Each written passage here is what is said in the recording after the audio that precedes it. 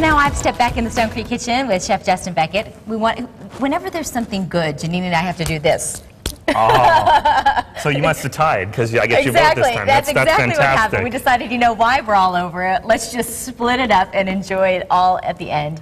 We're finishing up this salad and talking about really, you've been talking about this culinary contest, so I want to dive back into that. But let's go ahead and pick up where we left off. All right, fantastic. So we've got some beautiful arugula from McClendon Farms, and we're just going to basically place this on just kind of sporadically. You know, I don't like things too placed or too stuck. Perfect is bad in your world. Well, you know, it leaves a lot of room for interpretation if it's a little bit messy, okay? But I shouldn't have told that to everybody watching, you know? So we're just going to place these grapefruit here. And, you know, there's a lot of juice that comes out of the grapefruits, and we're just going to kind of use it, utilize it. I mean, we're not trying to be too fancy here. We're trying to be simple and delicious, okay? So I have You know what? I think that's going to be my new mantra. Yeah? What are we having for dinner? I don't know, something simple and delicious. No, that's going to be my personal mantra. Oh. Simple. Oh, we're not talking about food at all, are we? Wow. All right, excellent. Well, I just took a little bit of the skin of the lemon and just squeezed right over the top. Okay. I've got some delicious olive oil. Okay, and we're just going to drizzle that. So now we got the fattiness and the acidity. I love the idea of not having to go slave away, not that it's that difficult, but to create a vinaigrette.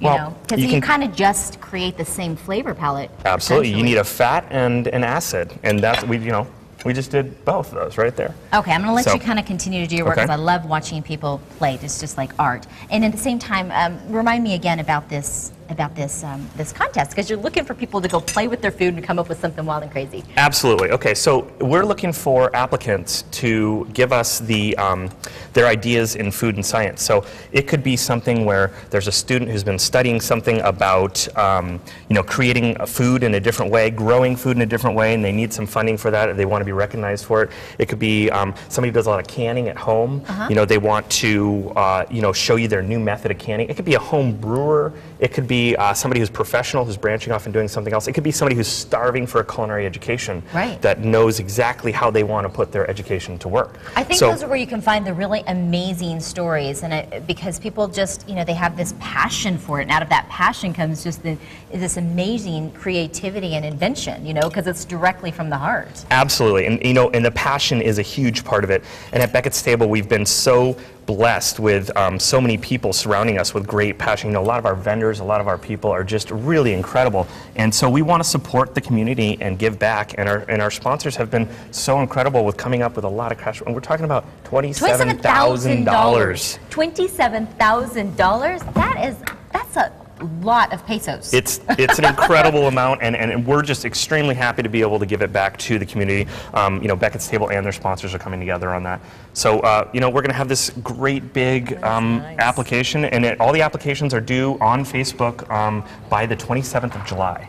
And, so and Stephanie, in the earlier one, we were talking about the canning thing, when he was talking about the science and stuff, I said, I've had so much with the canning of oil and vinegar. Oh, yeah. And there's just so much science in food. And there's so many ways that you can go about it better that you just don't know. So you got to do your research and you got to learn. But we're looking for all of you to give us those great ideas. Janine, they just might be into your apple butter. Just saying. You make apple butter? I do all the butters, yeah. Oh. The best one is the crystallized, the ginger pear butter. That's my favorite. That's a good one, yeah. Come on. Watermelon butter. I'll pretend I don't know you so that you can submit your ideas, okay? No, they're my grandmother's ideas. I'm afraid my grandmother was a big canner. Well, next time I come on, I'm expecting a jar. Okay, yeah, I'll do butter.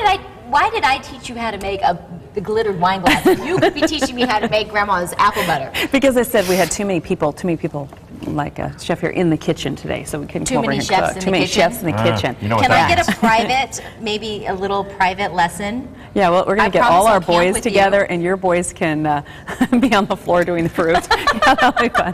My kids are always making me soup, and it's always a bowl full of... I put them all on here because... That's fine. Who doesn't like a lot of shrimp? Oh, those are beautiful. Because, just you know why? beautiful. They're just so darn big and pretty. There's good lessons with shrimp, too, because, see, I've just been boiling the heck out of mine way too...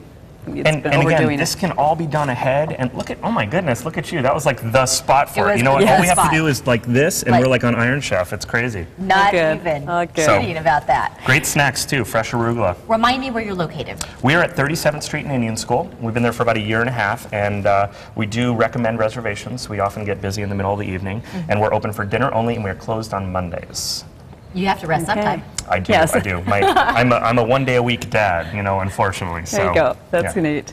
Well, we will have all the details about this recipe on SonoraLiving.com. That's right, on SonoraLiving.com. Exactly, all the information and all the information about the contest. Be sure and check out the things about the contest, Feed Your Dreams, because that's going to be incredible. My warmest thanks. Thank for you. coming and waking up and just kind of interrupting your normal and schedule. Simple and delicious. You are. Delicious. Not fancy at all. We're going to get to know another guest host next week, so make sure you tune in next week. Co-host Robin Sewell from Arizona Highways will be with us. It'll be fun.